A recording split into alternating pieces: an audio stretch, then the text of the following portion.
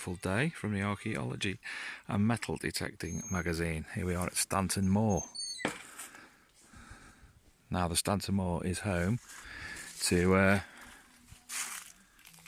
the Nine Ladies Stone Circle. So we're going to meander on up and have a look at the stone circle. Come on in.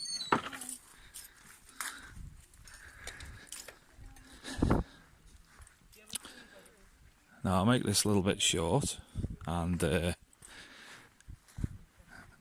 visit to the stone circle will be just that, a brief visit, because after here, in addition to the video, we'll be visiting Rowtor Rocks in a village called Birchover in Derbyshire.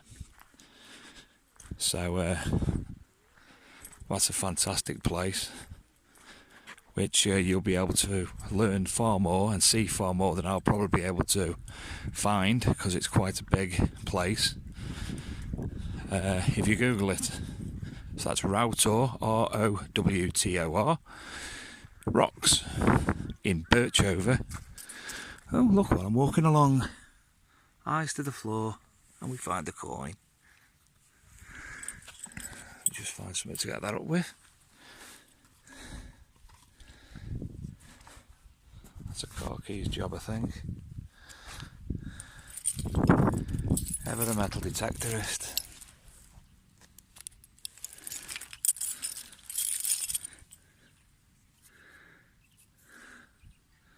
So that's new 5 pence. And there you go, metal detecting while doing a non-metal detecting, doing a brief field walk. Always keeps your eyes to the ground when you're going anywhere, folks.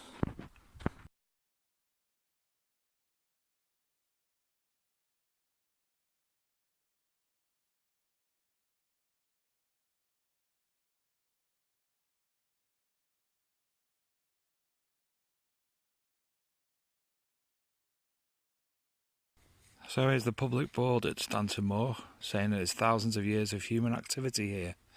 It's been used as a resource for farming wood and stone for thousands of years. Our ancestors recognised this as a special place. 4,000 years ago in the Bronze Age, people settled here. People have used this special place as a site for funerals, ceremonies, farming and quarrying and recreation. So, a bit of a close-up of what it would have looked like. The stone and the standing stone, known as the King's Stone, were erected by the people living on Stanton Moor in the Bronze Age. Rituals and ceremonies took place here concerned with the living and the working life and death. For our ancestors, it was a special place. There are many other monuments across this moor, such as burial cairns and house sites, one of which I just took a photograph of, so you've seen that previously, which over time have become hidden amongst the heather. These monuments and artefacts contained with them help us to understand how the landscape was used in the Bronze Age, how the people lived, farmed, buried their dead and conducted the ceremonies. Now, interestingly, I'll walk and talk. When I first came to the Nine Ladies in, I think, around 2006, it was actually on the solstice, 21st of June. Now, that was a special day for me because myself and Mrs. Sadler got engaged as the sun rised at the Nine Ladies.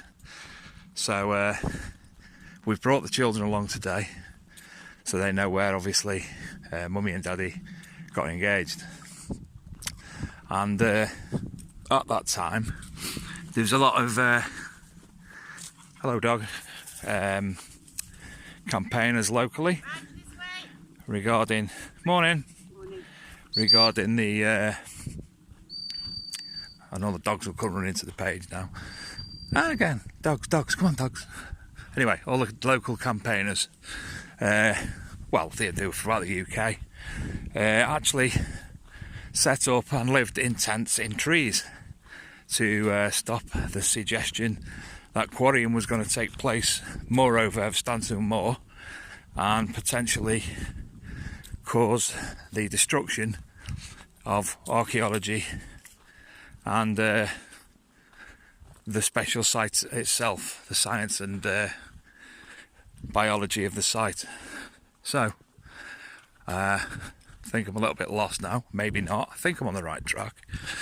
But in a moment I'll be moving on to the Nine Ladies.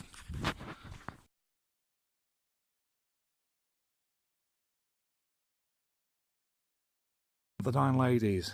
Stanton Moor has been used as a resource for farming wood and stone for thousands of years, and as I said, the Bronze Age they turned it into a special place for funerals, ceremonies, etc. So legend has it that the Nine Ladies were turned to stone for dancing on the Sabbath, and that the King's Stone was the fiddler. In fact, the stones are part of an embankment stone circle with at least 10 stones built around 4,000 years ago, at a time when many stone circles were being built in England, Britain and Europe. At the Nine Ladies, stone circles, rituals and ceremonies took place with living and working life and death. Some may have been every day, others have been for more special concern, perhaps with the seasons of fertility. Dance may well have formed such part of these ceremonies. This is a small the King's Stone is a small isolated outlier, 40 metres away from the stone circle. Its precise purpose is unknown. On Stanton Moor there are many other Bronze Age monuments, which many are funerary and ceremonial, some are domestic and agricultural. These are built by the people who lived and farmed the land. This is now a scheduled monument. So, I'm going to pan up. Now there are Nine Ladies. So, a lot of people, pagans, druids, etc., and people who generally like the area, often come and camp. Believe me, at the time when it's the solstice, you can't move here, really can't. And smack bang in the centre of the circles where myself proposed to Mrs. Sadler, who fortunately said yes.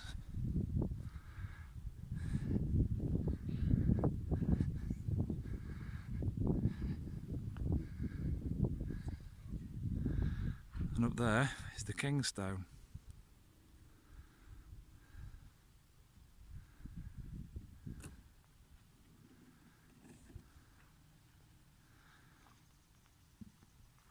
There's Archaeo boy looking pensive.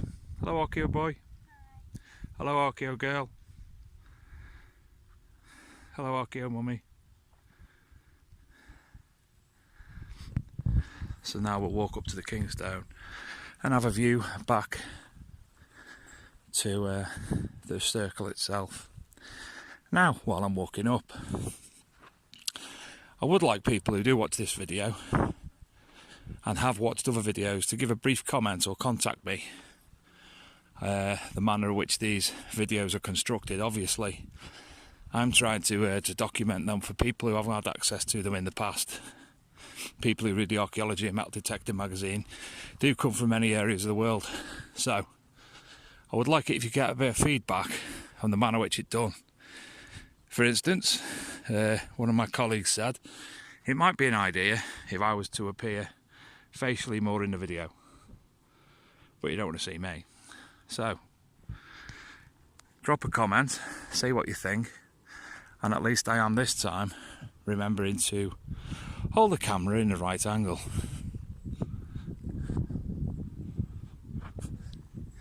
So this is the Nine Ladies, a 4,000-year-old Bronze Age burial mound. And I'll do a slow pan of the area to show you how pretty it is. Obviously there are more lands, there's a lot of heather and such like.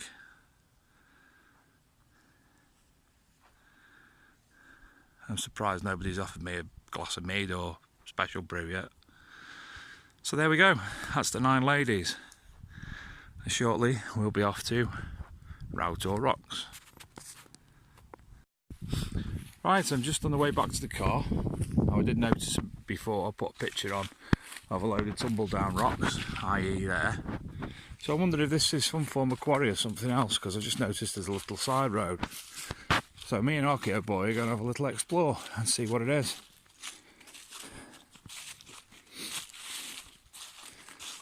Now anybody watching who is au fait with the area and knows the background to the area and the archaeology, now this is obviously a structure of some variety. I think it's even got some steps. So if anybody does know what this is, please feel free to let us know.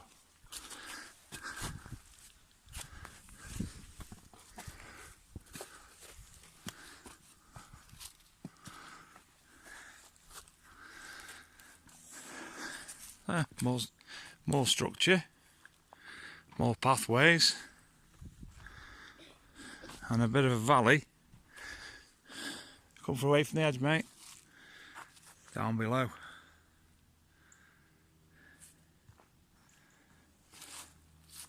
So you can see, there's my foot, and that's way down below. But I can say what a beautiful little pleasant spot it is. So if anybody does know what this potential structure is, obviously it has got built walls with trees growing out of them, please let me know.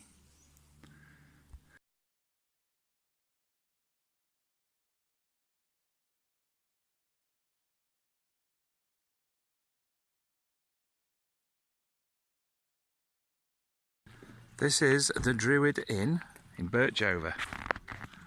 Looks like it's being closed for a restoration at the moment. But basically, you walk down this little lane at the side of the Druid Inn. On the right hand side there's some steps. And if you go up the steps, we'll find Rowtor Rocks.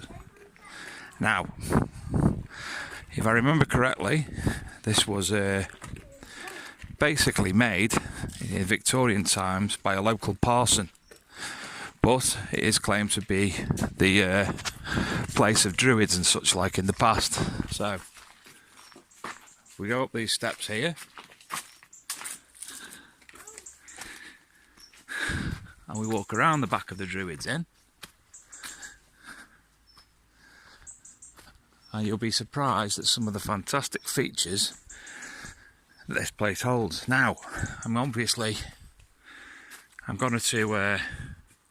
miss one or two things while I'm here, because coming here today was just on a whim. So I can't remember the exact locations of certain things. Now, some of the things I can remember, there's a lot of rock art, be it modern representation of historic rock art or not. There's rock art. There's also cup and ring marks. There's a throne that I definitely remember to find. But as I say, some of the fantastic rock art, I think what I'd be best at doing is finding some old photographs with the drawing opposite, showing the representation of what the rock art is. So it's not that great a walk. Obviously people with disabilities would be an issue, and already I've found an issue because I got my head torch out of the car to explore one of the caves, and I've left said torch in the car.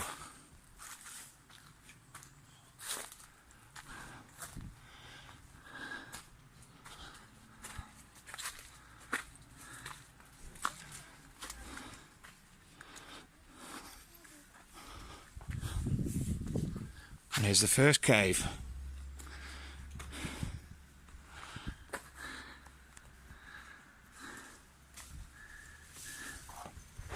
Which Archaeo boy is going to dive into.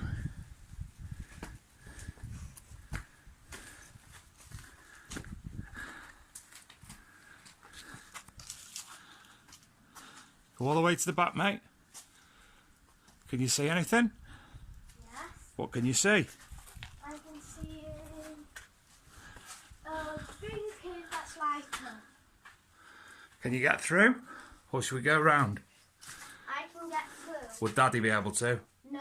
Okay, let's go round then. Oh. Okay, that'll do. Come on back. Come on back now.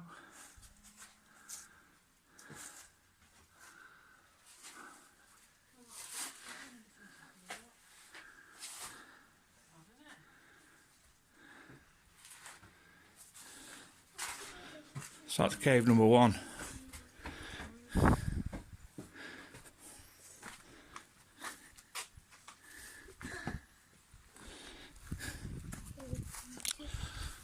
Up a few more steps over the top.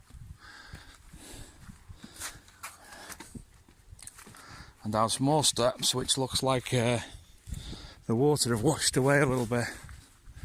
So instead of being foot shaped, they're more bowl shaped now. It's a fantastic little place, hidden for people to come and explore, picnics and whatnot in the summer. There has been some brickwork taking place to stabilise it. Another cave, which I think we can get round in this way.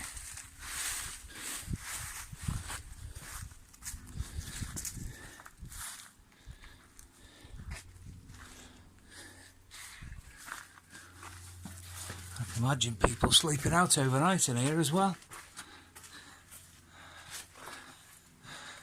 So I think I'd say, Mason, that hole is where you looked through before. Now, can I see some carving on these?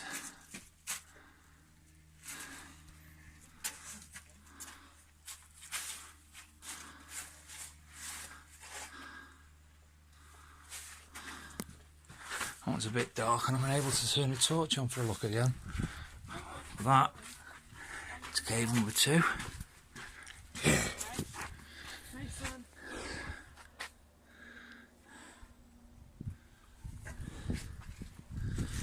Is that another cave? I need a flashlight for this cave.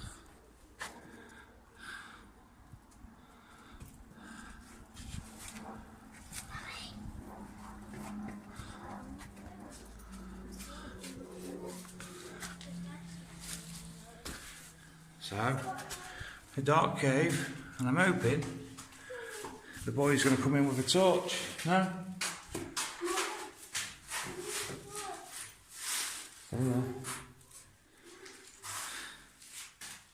There's an old bed sheet in here. Oh, don't touch them, please.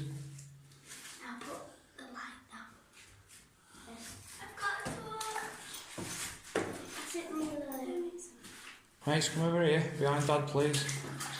See? Oh, there's a big puddle in the floor. Gross.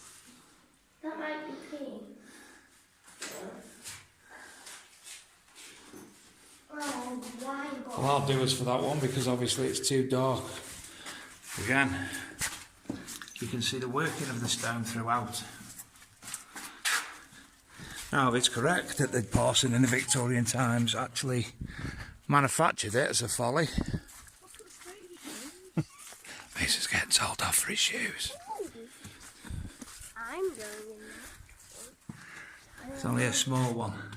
I'm the only one who can fit. So next, if the trees weren't there, you'd see a fantastic view, but obviously the trees are there. So up again, following Archaeo Boy on his adventures. That's it, you go that way. Right, wait, because there's a big drop to the right, so I think we might be a little bit stuck. So I might have to go a little bit further on my own. And you're going to have to go down with Mummy and Lily for safety purposes, aren't you? I don't think you're going to get up, Lil. I can't. So I found a way up. I don't know how, but I got through there and come up. And then everybody else found that way round. So we continue. Is Mummy coming up? Yeah. You coming up, Dawn? So we'll continue.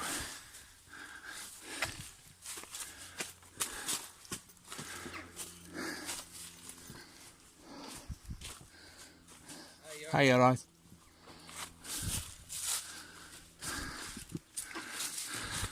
Rock climbing? Yeah. This gentleman's rock climbing. I'm taking a video for the Archaeology and Metal Detecting Magazine YouTube channel. So I won't keep you.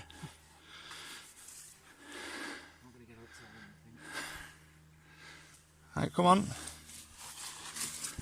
So we go a bit further on. There's carved benches with a nice roof so you don't get wet.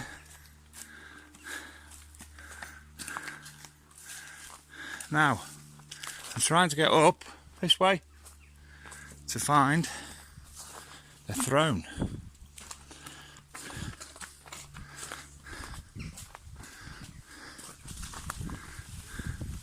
Ah, and there's the throne.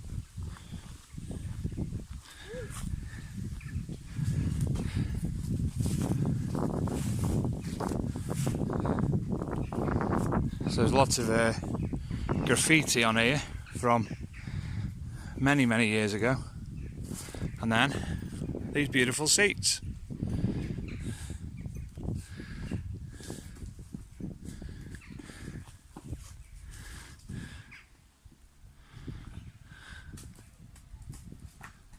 You can climb up and sit in the seats.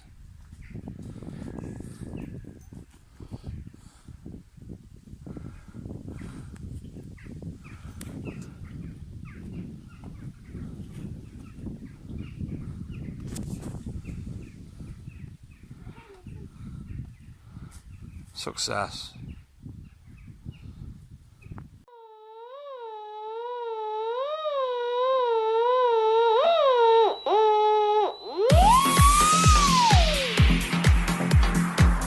The Archaeology and Metal Detecting magazine acts as a hub for information, offering articles from archaeologists, detectorists and other specialists throughout the genre, featuring many links, event info and news articles associated to archaeology and metal detecting.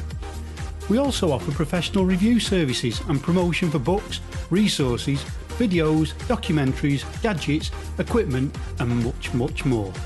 The magazine is run by the Archaeological and Metal Detecting community for the Archaeological and Metal Detecting community. So come visit us at archmdmag.com, that's archmdmag.com, and check out information from our media section with all the latest content, news from the Archaeology channel, podcast and the YouTube channels that feature the now legendary Digger Dawn, the Man with the Hat and Archaeo Duck, just to name a few. If you would like to offer an article, link or inquire about other services, then pay us a visit at archmdmag.com and drop us a line.